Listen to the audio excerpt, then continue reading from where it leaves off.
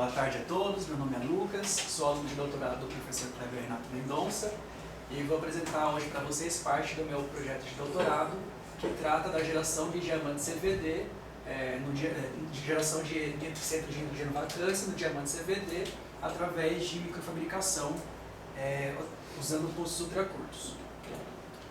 Então, falando um pouquinho agora sobre o diamante, o diamante ele é um semicondutor e apresenta diversas características interessantes, que já conhecida por todos.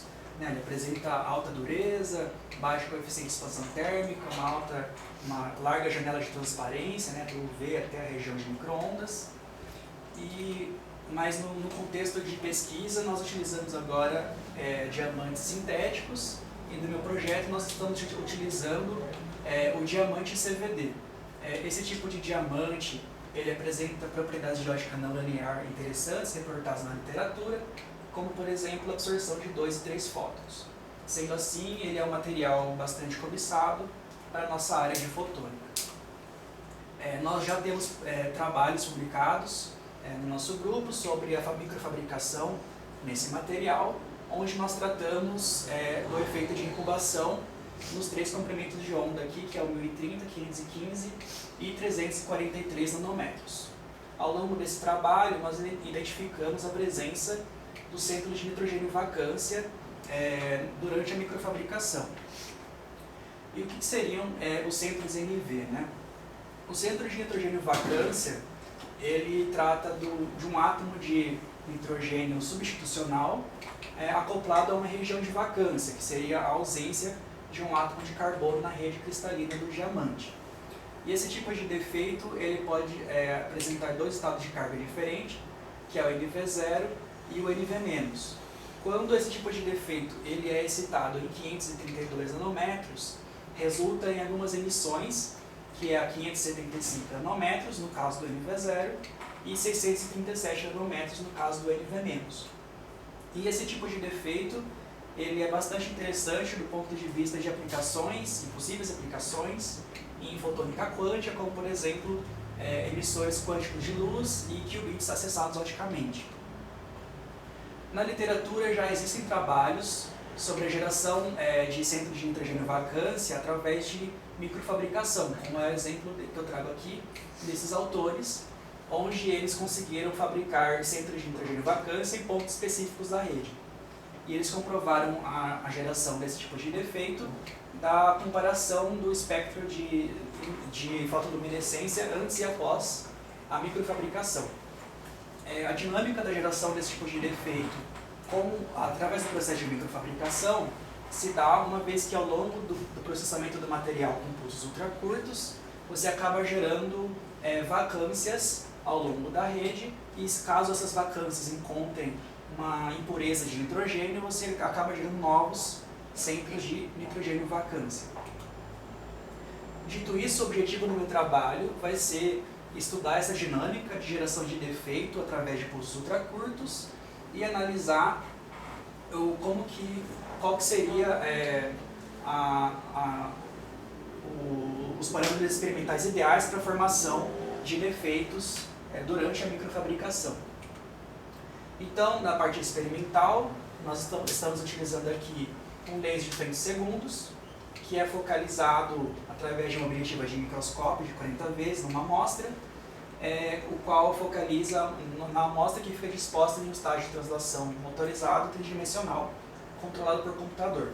Esse laser de 30 segundos ele opera nesses 3 possíveis comprimentos de onda, que seriam 1030, 515 e 343 nanômetros. A largura do pulso produzido por esse laser pode ser variável, de cerca de 185 até 1000 femtosegundos. Há uma taxa de repetição que também é variável, de cerca de 100 Hz a 1 MHz.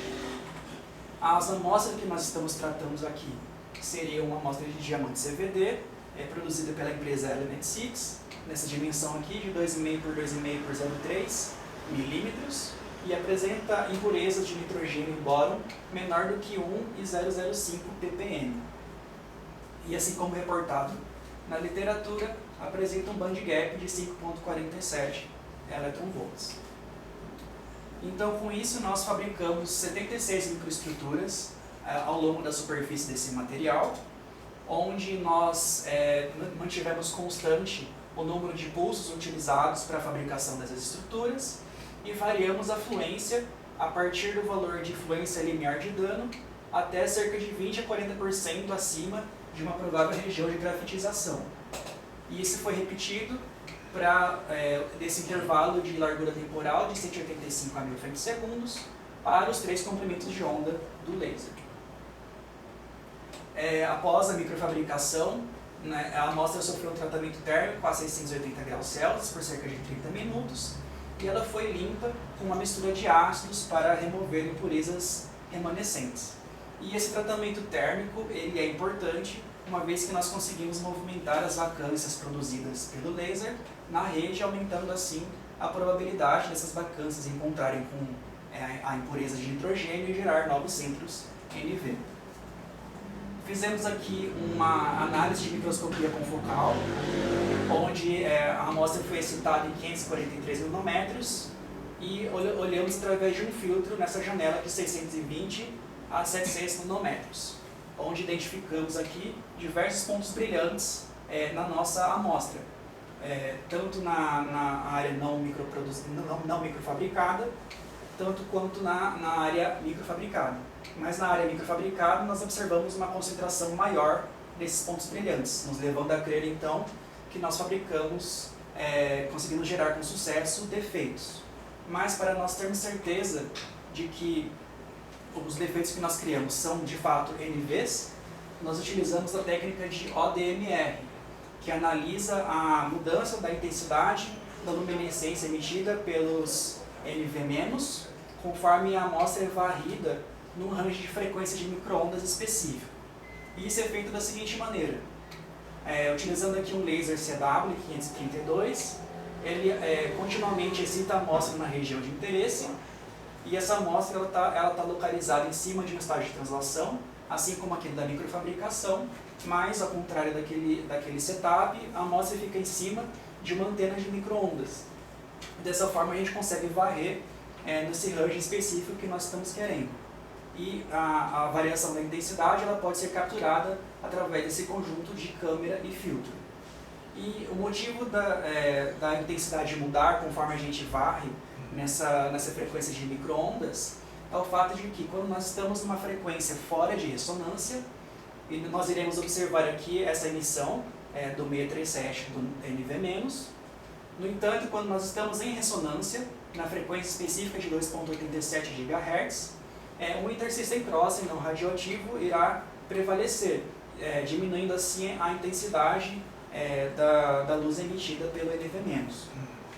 E assim, nós produzimos então medidas de ODMR, da fotoluminescência em função desse range de frequência, e encontramos gráficos como esse, onde identificamos aqui essa queda da luminescência nessa região de interesse de 2.87 GHz, confirmando então que de fato os nossos efeitos produzidos foram NV- ao longo das microestruturas. Então uma análise agora da microscopia confocal inicial, a gente pode analisar então como que os parâmetros experimentais influenciaram na geração desses defeitos. Então uma conclusão inicial que a gente pode tirar é que conforme a gente vai aumentando a fluência da figura A até a F, observamos aqui um aumento dos pontos brilhantes, nos levando a crer então que a geração de defeitos seria diretamente proporcional à fluência. No entanto, conforme a gente aumenta a largura temporal do pulso para o mesmo comprimento de onda e fluência, observamos o contrário, há uma queda dos pontos brilhantes, portanto a geração seria inversamente proporcional à largura temporal do pulso. E por fim, da análise dessa imagem geral, a gente consegue concluir inicialmente que o comprimento de onda que a geração de defeito seria diretamente proporcional ao comprimento de onda, uma vez que nessa região aqui observamos menos pontos brilhantes nas microestruturas fabricadas em 343, quando comparados com nas regiões de 515 e 1030. No entanto, para termos uma medida mais palpável dessa relação entre os parâmetros experimentais e a geração de defeito, a gente fez medidas de área percentual em função dos parâmetros que nós estamos de interesse. E para isso, a medida da área percentual de defeitos foi feita através desse programa ImageJ, onde ele consegue detectar a área dos pontos mais intensos dentro da minha microestrutura. Eu defini isso como sendo a área, de fato, dos meus defeitos. E isso dividido pela área total da microestrutura, eu defini como sendo a área percentual de defeitos. E com isso eu conseguiria, então, plotar gráficos dessa área percentual como função da fluência, largura temporal, comprimento de onda. Mas antes disso, nós propomos aqui um modelo da geração de vacâncias utilizando pulsos ultracurtos para que nós podemos utilizar um ajuste dos nossos dados para gráficos feitos a partir desses dados aqui. Esse modelo trata a geração de vacâncias como sendo um sistema de 3 níveis, onde esse nível 0 representaria a rede cristalina na ausência de defeitos. Esse nível 1 representaria a rede cristalina com vacâncias instáveis, e esse nível de defeito aqui, D, representaria a rede cristalina na presença de vacâncias estáveis. E com isso a gente conseguiu determinar aqui as equações de taxa, que foram feitas da seguinte maneira. Então, quando um pulso laser ele chega no material, eu consigo gerar vacâncias a uma taxa W.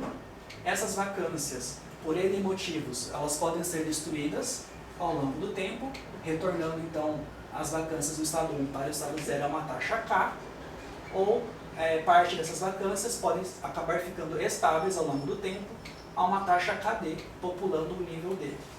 Então, dessa forma, nós resolvemos aqui as equações de taxa e determinamos a dinâmica da população desse estado de vacância estáveis como sendo essa equação aqui, onde a população seria dada em função do ND0, que seria a densidade de população de defeitos originais na amostra.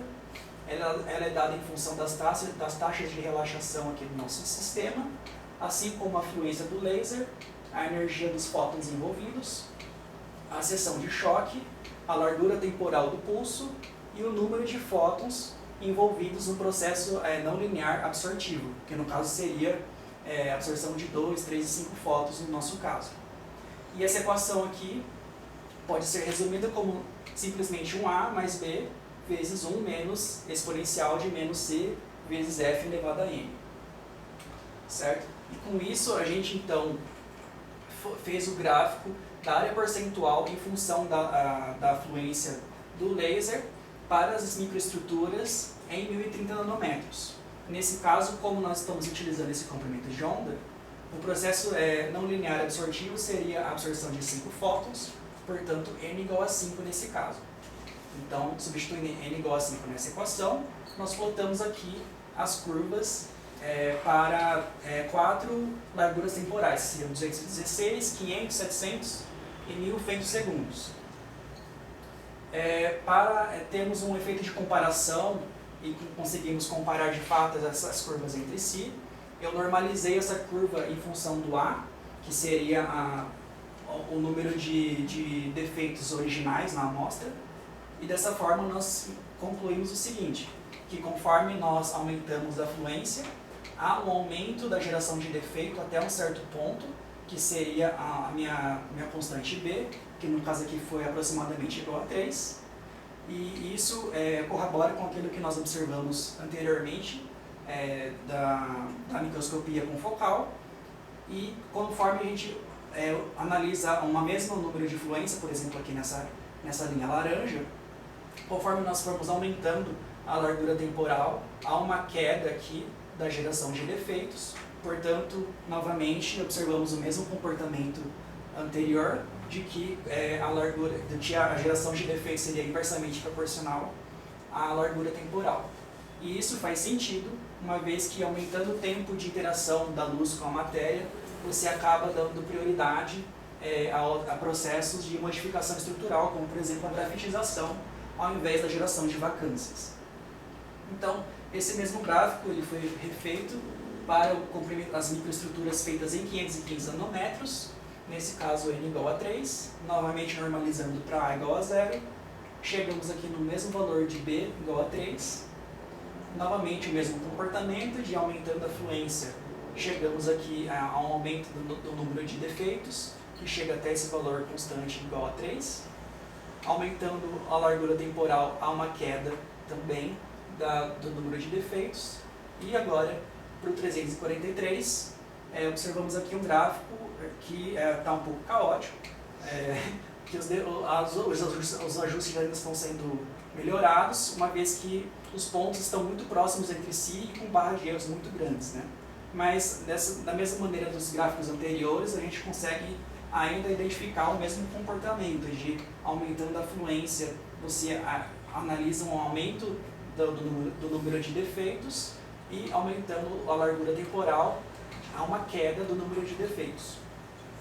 Agora, do comportamento do comprimento de onda, em função da geração de centros de nitrogênio e vacância, podemos analisar o seguinte, tomando agora o mesmo valor de fluência, como por exemplo 0,4, para o mesmo largura temporal de 500 femisegundos, nós chegamos aqui em mais ou menos 1,75% de defeitos. Em 515, nós chegamos aqui em mais ou menos 0,75%. E em 1030, quase zero. Então, ao contrário daquilo que a gente tinha observado da imagem de microscopia confocal, o comprimento, a geração de defeitos, ela é inversamente proporcional ao comprimento de onda, o que faz mais sentido, uma vez que conforme a gente aumenta o comprimento de onda, os processos absortivos vão aumentando aqui de 2 para 3 a 5 fotos e assim por diante, sendo cada vez menos prováveis de acontecer.